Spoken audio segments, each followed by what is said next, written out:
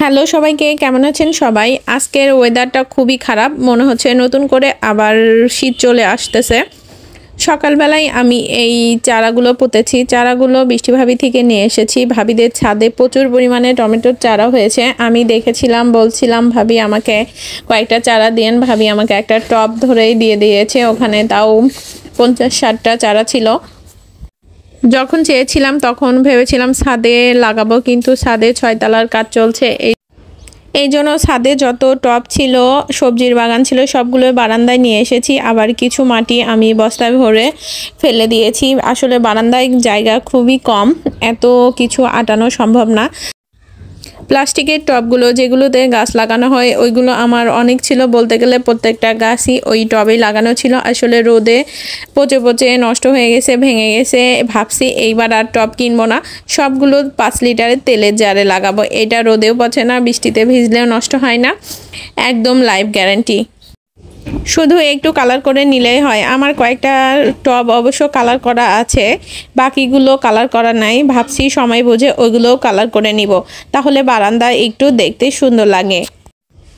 এই তাকটা আমি আজকেই নতুন করেছি, কারণ আগে যেখানে এই গাছগুলো ছিল সেইখানে আমি টমেটোর একটা প্লাস্টিকের জার রেখেছি। তার জন্য নতুন একটা তাক করতে হয়েছে। ওখানে শুধু আমার ক্যাকটাসের কালেকশন রেখেছি। ক্যাকটাসগুলোকে নতুন করে চারা দিয়েছি, এই জন্য একটু যত্ন করতেছি। আমার মনে হয় গাছপ্রেমীদের ক্যাকটাসের উপর একটু বেশি দুর্বলতা। আমারও মনে হয় ক্যাকটাসের অনেক কালেকশন করি। আসলে বাসা চেঞ্জ করার সময় বোঝা যায় কি কষ্ট। গাছগুলো অনেক নষ্ট হয়ে যায়, আবার নতুন করে সব কিছু করতে হয়, অনেক ঝামেলা লাগে। তারপরেও আমার অনেক গাছ হয়ে গেছে একটু একটু করে। এই যে আমার ক্যাকটাসের কালেকশন, এগুলো ছোট থেকে বড় হচ্ছে। আসলে এদেরকে আমি চারা দিয়েছিলাম, অনেক ছোট ছিল, অনেকটাই বড় হয়ে গেছে। এই যে আমার শখের পাখি, আপনাদের সঙ্গে কতবারে ওদের পরিচয় করিয়ে দিয়েছি।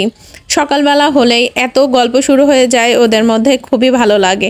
কিচির মিচির করে নিজেরাই নিজেদের মধ্যে কি যে গল্প করে আল্লাহ জানে। সকালে সুমন অফিসে যাওয়ার পরই আমার প্রথম কাজ থাকে ওদেরকে খেতে দেওয়া, কারণ সকালের দিকেই ওরা খাবার ভালো করে খায়। সারাদিনে টুকটাক ভাবছি গরম পড়লে পাখিদেরকে বিক্রি করে দিব। এই বারান্দাটা খুবই ছোট আর পশ্চিম দিকে হওয়ায় দুপুরের পুরা রোদটা আসে, পাখিরা খুবই হাঁপায় যায় আর ডিম বাচ্চা দিচ্ছে না, কেমন যেন হয়ে গেছে। বিক্রি করে দেব যেন ওরা ভালো থাকে। আর অনেক দিন ধরে ওদের সাথে আছি, প্রায় 5 বছর। আমি যতদিন ঢাকায় এসেছি ওরা আমার সাথে আছে। যখনই ভাবি ওদের বিক্রি করে দিব, খুবই কষ্ট হয় যে ওদের ছাড়া কেমন করে থাকবো। অনেক দিন ওদেরকে পেলেছি, বড় করেছি। আর এই পাখিগুলো আমার একটাও কেনা না। এক জোড়া পাখি থেকে আমার অনেক পাখি হয়েছে, সেখান থেকে অনেক পাখি বিক্রি করেছি। আজকের ভিডিও এই পর্যন্তই। পরবর্তী ভিডিও দেখার জন্য সাথেই থাকবেন। আল্লাহ হাফেজ।